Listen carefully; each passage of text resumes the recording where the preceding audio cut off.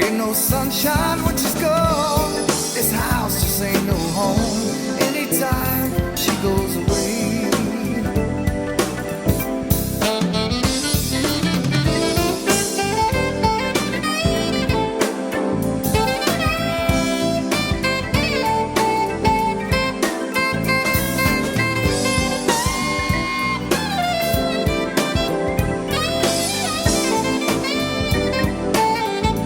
I know, I know, I know, I know, I know, I know, I know, I know, I know, I know, I know, I know, I know, I know, I know. I know, I know, I know, I know, I know, I know, I know, I know, I know, I know, I know, I know, I know, I know. Well, leave the young thing alone. Ain't no sunshine.